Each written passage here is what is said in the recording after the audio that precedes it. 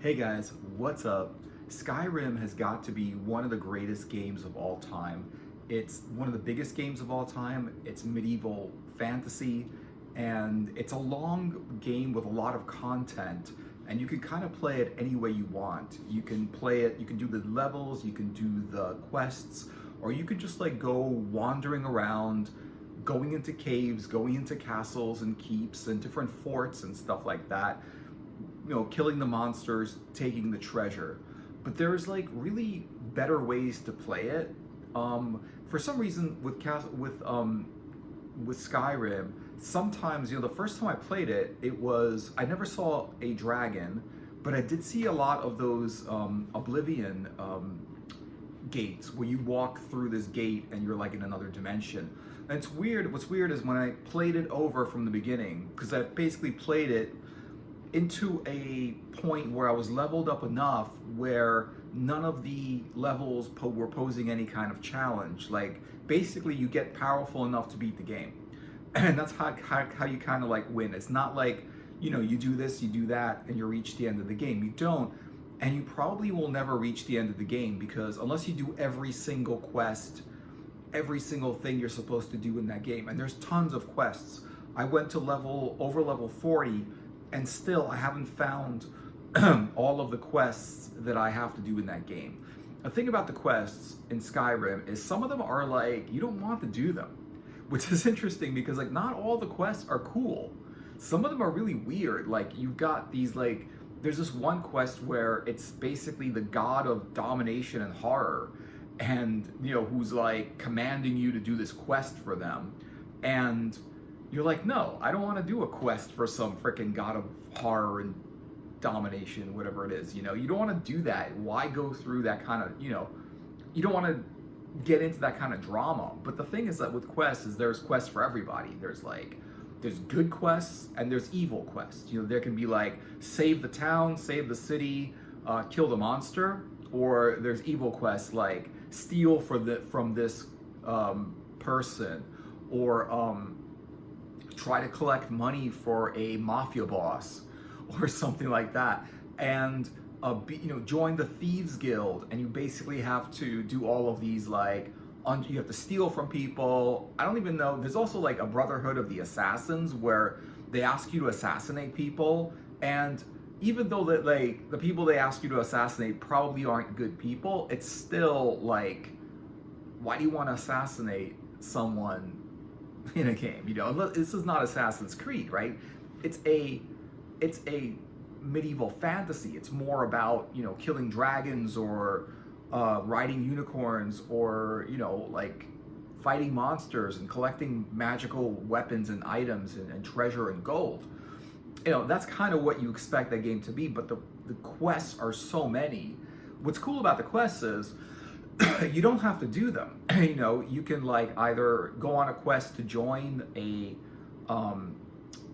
company, sort of like the Blades or some kind of organization or group or association, whatever. You can do that, or you cannot do it, and then you don't actually have to do any of the quests. What's cool about that game is you kind of like, you can choose what quests you want and which ones you don't. If you feel like you want to become a thief, you can join the Thieves Guild.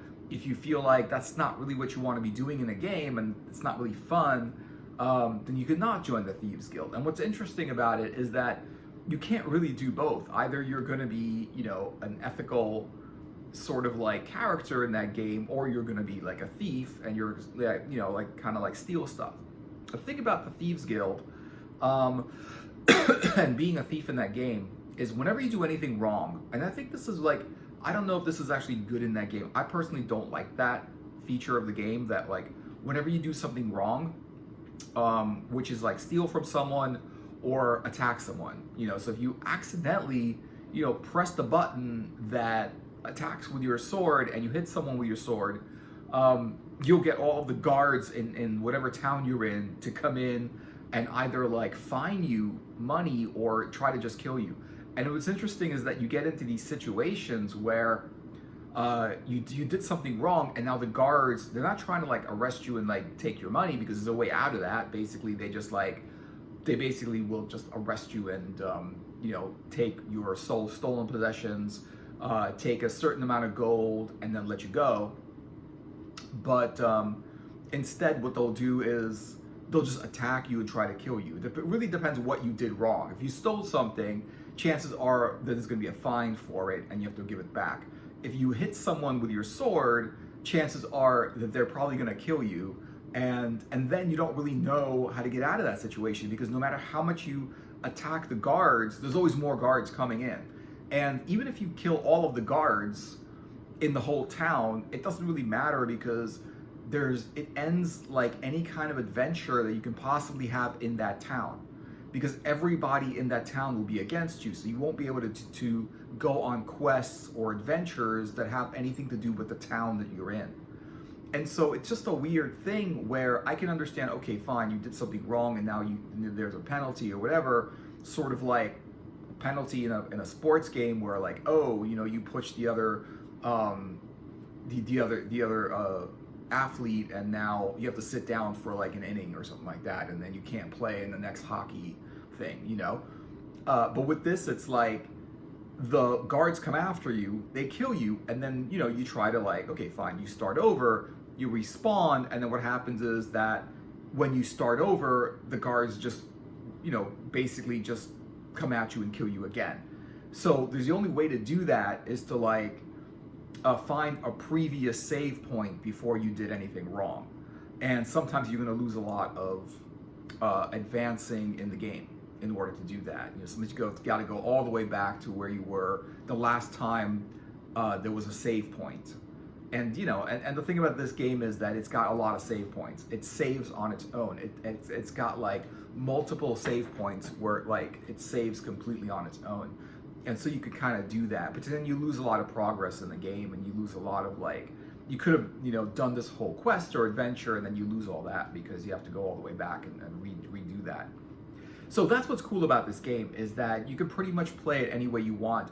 Personally, I think the better way to play it is to go on the quests.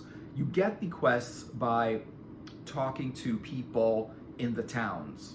So you want to walk into bars, you want to walk into saloons, you want to walk into inns, you want to walk into marketing stores, you want to walk into little businesses and whatever, and start chatting with the people. And when you start chatting, they start telling you their problems. And they start telling you, oh, this happened, this monster came into town and, like, ate everybody and took all the gold, and now the town is poor because all the gold is missing because this monster went and took all the gold back to its lair. And so, like, the quest there would be like, kill the monster and bring back all the gold and all the treasure. So something like that, and that's how you kind of find different quests. And you always have the option of taking the quest or not taking the quest. So if it feels like it's something you don't want to do, you don't have to take the quest. If it's something that you do want to do, you might want to take the quest. The second time I played this game, what's interesting is that, like, there were no infinity portals, oblivion portals, right? There were no weird portals to other worlds for some reason, which I thought was a lot of fun the first time I played through this game. There were a lot of these, like, doorways into other worlds, and you would play not in Skyrim, but in, like, another dimension, which was cool because, like, the monsters were different, the architecture was different, the levels and the layout of the land was different. Everything was different. The weapons and the items that you picked up were different, and that was really, really cool. But the second time I played it, that wasn't happening at all, and there were just dragons, and, like, everywhere I went, I would constantly be attacked by dragons, to the point where I figured out how to kill a dragon very, very quickly. It's very, very easy to kill a dragon. Basically, all you have to do is hide behind something. You just have to hide behind anything, and if the dragon tries to breathe fire on you, find out if you have you might have, like, fire resistant magic, like, some kind of thing that you wear that'll give you fire resistance, but you don't really need that. All you need to do is hide behind something so that you really don't get attacked by the fire, or like the dragon's breath. And then as the dragon kind of, like, just kind of hovers over you, You could shoot them. Basically, the best thing to do to kill a dragon is to shoot them with either lightning, fireball, or ice, like destruction magic. That's the best way to attack a dragon. I haven't found that like arrows do anything, and having to like run up to the dragon and attack him with a sword, I don't think that does anything either.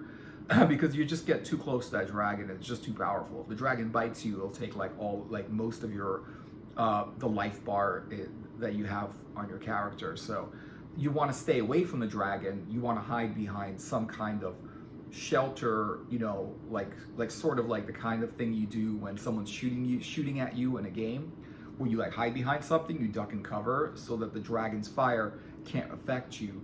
And then as the dragon like turns, because he can't like breathe at you constantly, the dragon breathes, and then the dragon kind of hangs out a little bit and then flies away. So you have to like avoid the breath. Once the dragon has finished breathing and you have avoided the breath, you can pop out of hiding and shoot it with destruction magic.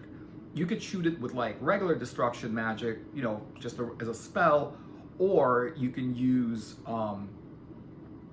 like a destruction staff instead. And either way, like the thing about the staves is it takes soul gems to power it, and the thing about just shooting it from your magicka basically just depletes your magicka, and your magicka kind of revitalizes itself later. So if you don't mind like losing some soul gems, it's a lot faster to hit them with a staff.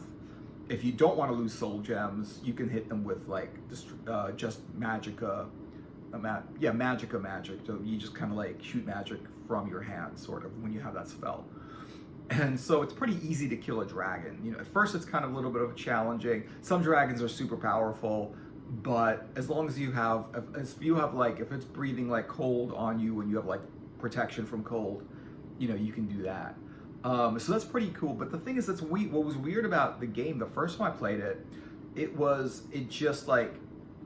all of these other dimensions that I was walking through and these other levels that I couldn't find the entrances to these levels anymore. And there weren't any dragons the first time I played. And I played up to level, I don't even know, like 60 or something. And there were no dragons whatsoever. And everybody was talking about Skyrim. They were talking about dragons, you know, the dragons of Skyrim. And I was like, what dragons? There were no there was a dragon in the beginning of the game, and after that there were no dragons. And I think that's because, for some reason, maybe because of the updates are different in the game, but the game is different depending on how you play it. And I guess I played it differently enough that I just ended up having the game do a different thing altogether. And I really want to find these Oblivion portals where you can walk into other dimensions in Skyrim, like I did the first time I was playing Skyrim, and now like I couldn't find them. So that's a good way, you know, killing dragons. The thing is, once you've got your staff, once you have your powerful magic, I wouldn't recommend using your powerful, like you want to like have powerful magic with you. Like one staff should be enough. Just one powerful staff that does a lot of destruction magic should be enough. And then you want to have some kind of weapon, like a sword or whatever. You can use a shield, or you can use just like use magic instead of a shield. You can use like another weapon, or you can just like use your healing spell instead of a shield. And so like you want to have that. You want to have the shield there, or some kind of like spell there, because you always kind of want to rejuvenate your life bar, because every time you get attacked, you want to attack, but then if you get attacked, you don't want to just keep attacking. What you want to do is, if your life bar gets depleted from an attack, you want to kind of like pull back a little bit and use the healing magic to regenerate your life bar. You want to pay attention to your life bar most of anything else. Healing magic will just like, basically anyone that like attacks you, you can just heal it. So it's a good like strategy to come in there with a sword, or come in there with a staff or some kind of magic, and then attack with the magic or the weapon. And then once you get attacked, to use your other hand to cast a healing spell. and therefore instead of like losing all of your health, you just regenerate it. And the healing spell, it takes a little bit of magicka, but it doesn't take a lot of magicka to do it. And I really find that that was good. I also found that like working with a shield is also pretty cool, but you could do this a lot of different ways. And what I would recommend is save your powerful magic, like a powerful staff that shoots fireballs or lightning or something. Save the powerful magic for the powerful, like the boss battles, because most of the time you're not going to encounter boss battles. Most of the time you're just going to encounter regular random monsters, and they're not hard to beat. You hit them with a sword a few times and they die, you know. So but once you get to the main level, like in the dungeon or wherever you are, once you get to that main level where it's the last monster and he's pretty much hard to beat, and there's probably multiple monsters, for that you're not gonna want to just like run with a sword and try to attack him. You know, you're probably gonna want to use a staff or some kind of a ranged weapon from far. And you don't just want to like pop over and attack him with a staff and destruction magic. What you want to do is you want to kind of like maneuver. So if you can't beat the monster or the enemy, it's a good idea to keep moving around. Just keep running around the dungeon in like a circle, in a circular area, because you're usually faster than any of the monsters. And they usually, no matter how powerful they are, they could be super powerful to the point where they can do a lot of damage to your character, but when you attack them, it does like a little bit of damage. And so what happens is it feels like it's not fair because they're powerful and your character is not as powerful when it attacks them. And sometimes also when you could like really damage the monster or enemy heavily, but it doesn't really matter because they heal themselves. So you brought the life bar down of your enemy and you think, oh, the life bar's down, just a few more shots and he'll be okay. And all of a sudden the life bar goes back up because they heal themselves. You know, you don't want to use your powerful magic, whether that's like a charged magic item or like a sword that's super powerful. I don't really like, or you can use like a bow and arrow, but you have to really level those up. But usually swords or like axes, maces, and swords are super powerful, especially the ebony ones, and especially when there's magic involved. And you can kind of like put magic on a sword, or you can basically just find a sword with magic in it. And it's not hard to find because pretty much every level you go, like every dungeon will have some magic weapons that will have some magic associated with it. There's just so much magic weapons in there that you never have to actually buy a magic weapon or a magic item or magic like armor or anything like that from any of the stores or any of the salespeople, you know, in the game, any of the merchants. Even because, like, for one thing, they're super expensive. Like a good magic weapon can cost 2,000, 3,000 gold, and when you're first starting the game, that's a lot of money. When you're like level 40, you probably have like 100,000 gold, and it's not a big deal, you know, spending 2,000 gold on a magic weapon.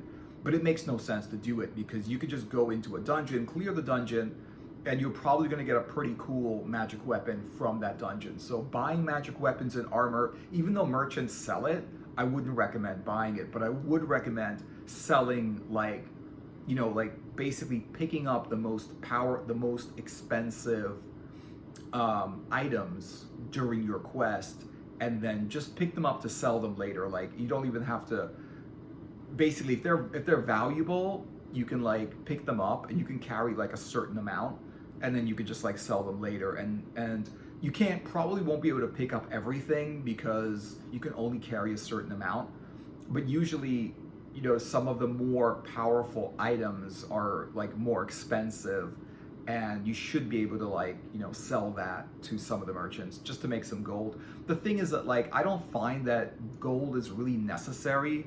It's not really necessary to have that because you honestly never have to buy anything in Skyrim because everything is just in the field. You know, when every dungeon you go to, there's gonna be potions, there's gonna be like weapons, there's gonna be armor, there's gonna be stuff all over the place. You never really have to like basically buy any of it because you're just going to find it and it's going to be free. There's no reason to buy any of it.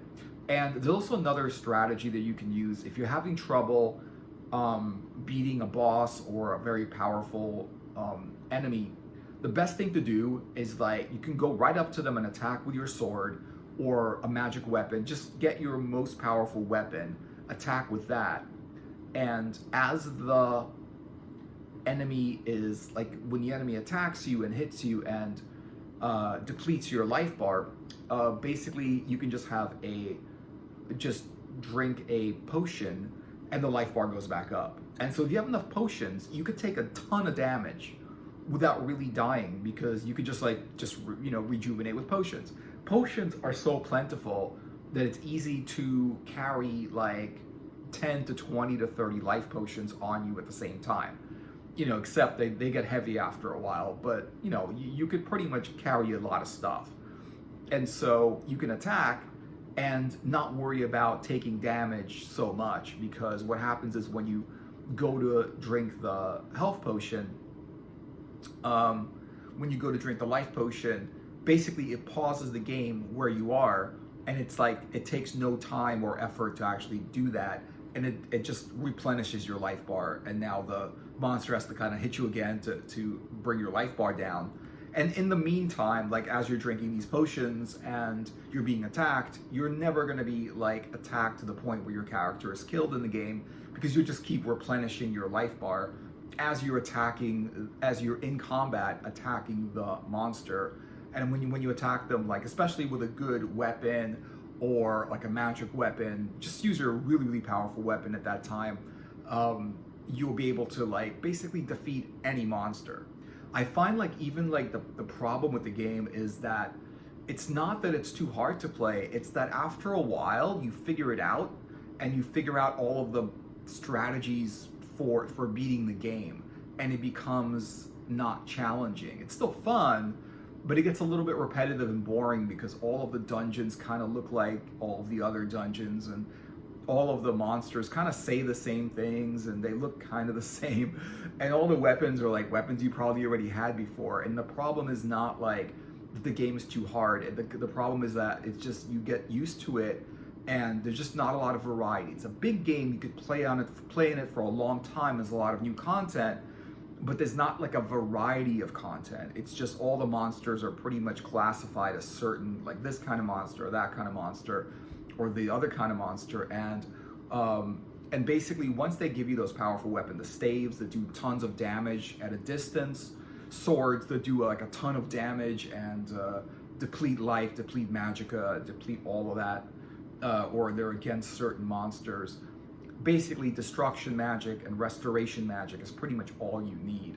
There's a lot of stuff that you don't need and you don't have to level up, but the more you use any power, whether that's a sword, a one-handed, two-handed, a shield, whatever, or use magic, you get more and more powerful with that. So whatever you want to, however you want to grow in power is the thing you have to do the most. So if you do a lot of destruction magic, you're going to get a high ranking for destruction magic and it'll be more powerful.